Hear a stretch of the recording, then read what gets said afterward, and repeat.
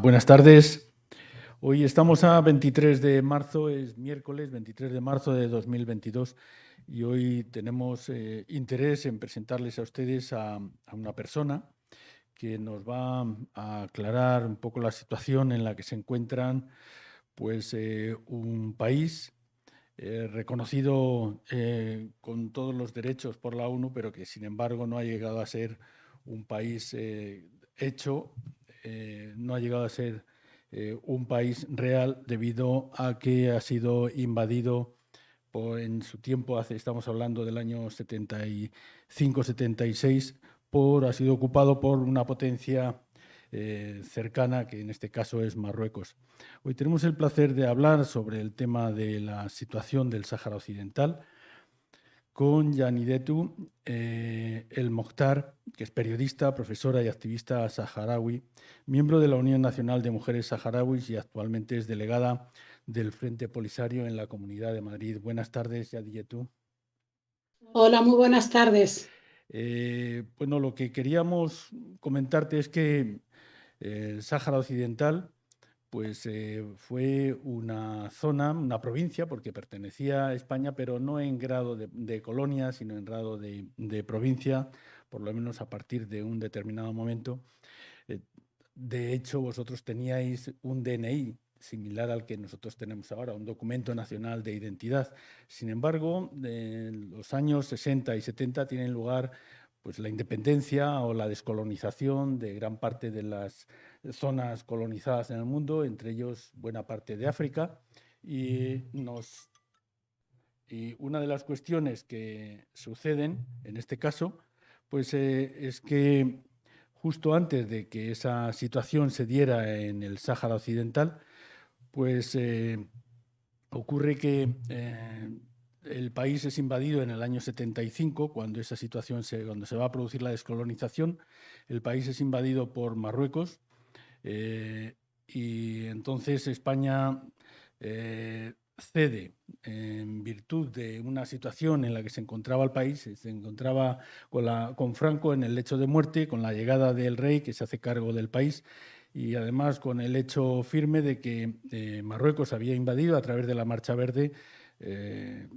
el Sáhara Occidental. Se da una política de hechos consumados. En 75, en noviembre, se firma un acuerdo tripartito con Mauritania y con Marruecos para llevar a establecer una gestión compartida y se margina concretamente pues, al Frente Polisario, que había hecho de valedor de los derechos de su pueblo, de su país, en este caso del Sáhara Occidental.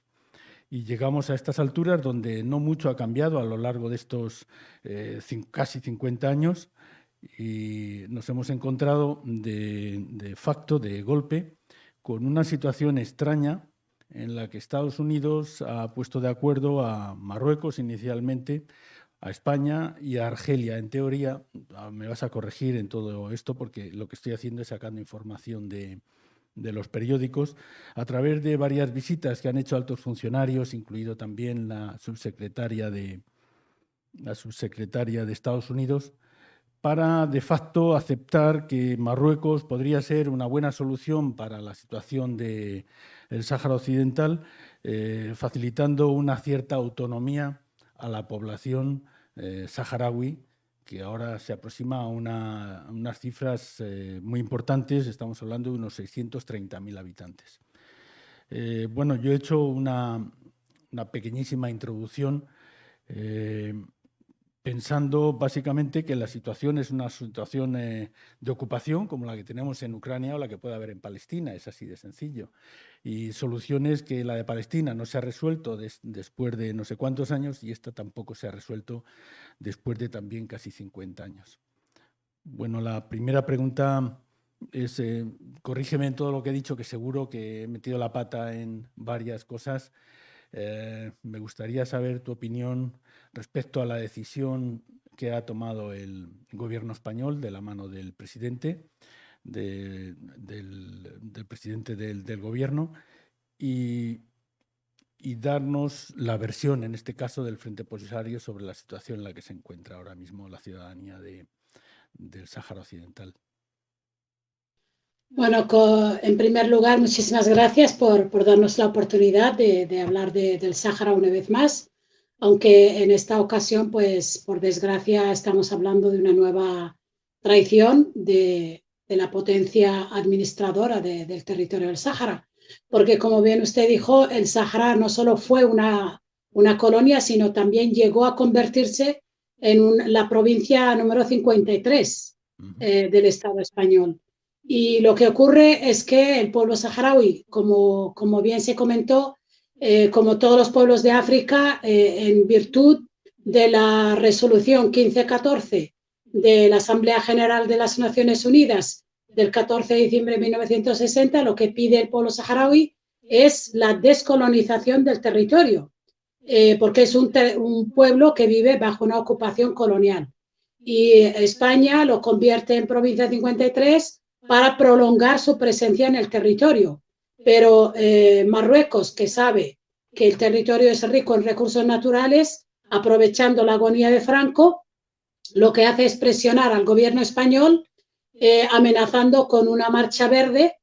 que no es verde ni para el pueblo saharaui, es una marcha sangrienta en la que murieron muchísimos saharauis, fuimos aplastados, fuimos asesinados, desaparecidos, y una gran mayoría del pueblo saharaui pues fue obligada a un éxodo masivo, que es la que vive ahora mismo más de 200.000 refugiados, que viven en campamentos refugiados, viviendo precisamente de la ayuda y de la solidaridad internacional. Entonces, cuando el pueblo saharaui en 1970 reivindica esa descolonización del territorio, España lo que hace es primero la masacre de Zimla, que es responder con fuego contra la manifestación pacífica del 17 de junio de 1970. Y luego más tarde lo que hace es un acuerdo ilegal con Marruecos, conocido como los acuerdos tripartitos de Madrid, en los que España cede la administración temporal a Marruecos del territorio y se lava las manos con un acuerdo en el que supuestamente Marruecos le garantiza la explotación de los fosfatos y del banco pesquero. Y desde entonces el pueblo saharaui lo que ha hecho es reivindicar a España que asuma sus responsabilidades en descolonizar este territorio, que sigue siendo uno de los 17 territorios no autónomos pendientes de descolonización y está incluido en la lista de Naciones Unidas desde 1963, en el que le pidió a España como potencia colonizadora la transmisión de información sobre el Sáhara español. Y España, en virtud del artículo 73 de la Carta de las Naciones Unidas, lo que hace es ofrecer esa información, pero las Naciones Unidas lo que le pide es la descolonización del territorio a través de un referéndum. Por eso el malestar con el cambio o el giro que ha dado el gobierno de Sánchez con esta actitud en relación al conflicto del Sáhara, que en lugar de respetar la legalidad internacional y cumplir con el mandato de las Naciones Unidas, lo que hace es posicionarse en el contencioso que tenemos con Marruecos, y eso pone de relieve la ambigüedad que siempre ha marcado la política exterior española con respecto al derecho de autodeterminación del pueblo saharaui. Está claro que ningún gobierno, ni de la derecha ni de la izquierda, han hecho nada por respetar la legalidad internacional y el mandato de las Naciones Unidas. Siempre tienen una coletilla que se han acostumbrado a repetir, de que ellos apoyan el plan de arreglo de las Naciones Unidas, que apoyan la legalidad internacional. En un momento decían que apoyaban el derecho de autodeterminación del pueblo saharaui, y últimamente hasta han olvidado esa frase, y lo único que dicen es que respetan una solución justa y que prevé el derecho del pueblo saharaui y que sea de mutuo acuerdo entre las partes. Yo nunca he entendido cómo una parte agresora y una parte víctima pueden llegar a encontrar una solución que les satisfaga a los dos. Pero bueno, dicho esto, la política en el Estado español ha sido siempre muy ambigua, tanto de derecha como de izquierdas. Pero el paso que ha dado este gobierno de Sánchez, que se ha plegado al chantaje marroquí, poniendo en peligro no solo la estabilidad de España, sino de toda la región, vamos, es inadmisible porque, y además es poco admisible para el pueblo español en su conjunto y para sus fuerzas políticas que exigen al gobierno explicaciones para poder entender las razones que llevan a un gobierno a violar de manera flagrante la legalidad internacional que se exige, por un lado, para el pueblo de Ucrania y, sin embargo, no se respeta en el Sáhara Occidental. Sí, totalmente de acuerdo. Hay varios temas. El primero de ellos es que yo creo, personalmente, yo creo que la decisión de Sánchez no es muy distinta de las posiciones a lo mejor del PP o de Vox, pero se esperaba algo más, en este caso del Partido Socialista y del señor Sánchez. Yo creo que incluso le podría costar votos en las próximas elecciones que haya, porque la pregunta es, a mí me da la sensación de que hay una opinión por parte de los líderes de la izquierda y de la derecha. Yo creo que la posición de Vox y del PP no es muy distinta a la que actualmente mantiene Sánchez. Pero ¿notan ustedes que existe una diferencia entre la opinión de la gente y la opinión de los líderes? Eso es evidente. Desde el minuto uno, los pueblos de España se han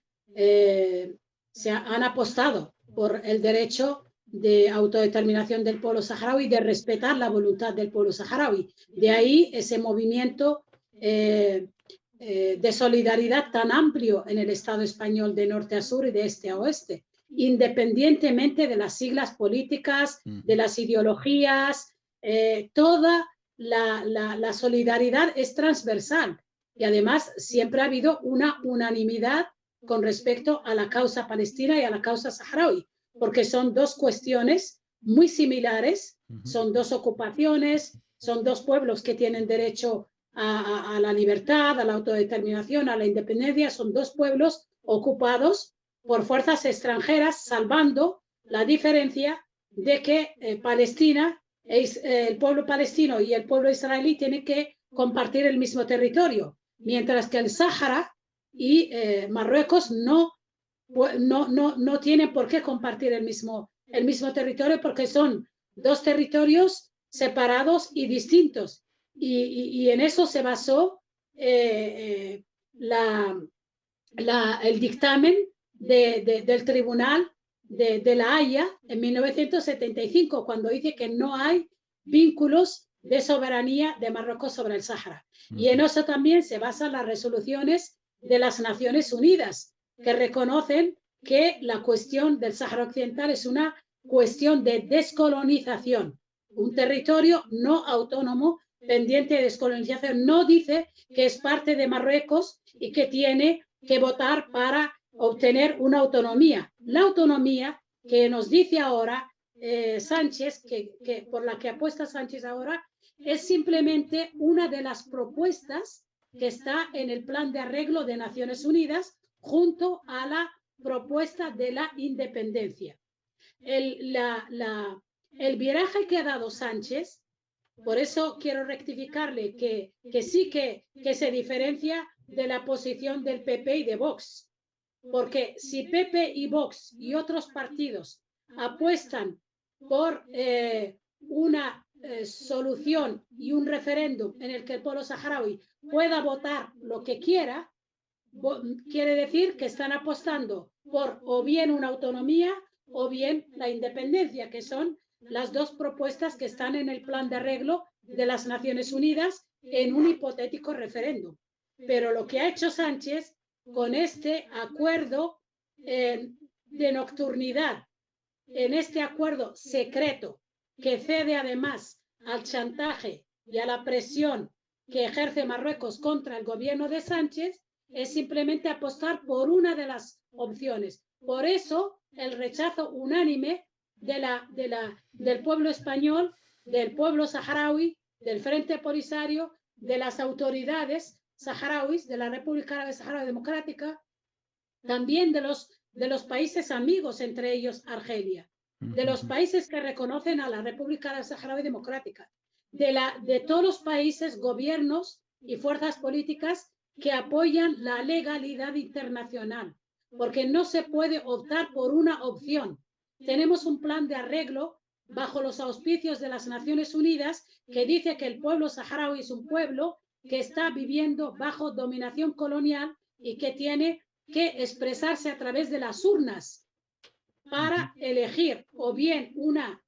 autonomía o bien una independencia. Lo que ha hecho Sánchez es apostar por una de esas opciones que además comparte con el régimen agresor, con el régimen de ocupación marroquí, que simplemente quiere que el pueblo saharaui se someta a la voluntad de Marruecos, cuando Marruecos es una dictadura. Marruecos no es un país fiable, Marruecos no es un país democrático. Si Marruecos tiene 550 desaparecidos saharauis, está masacrando a la población bajo ocupación marroquí, es capaz de tirar a 10.000 niños en el mar de Ceuta para presionar a España.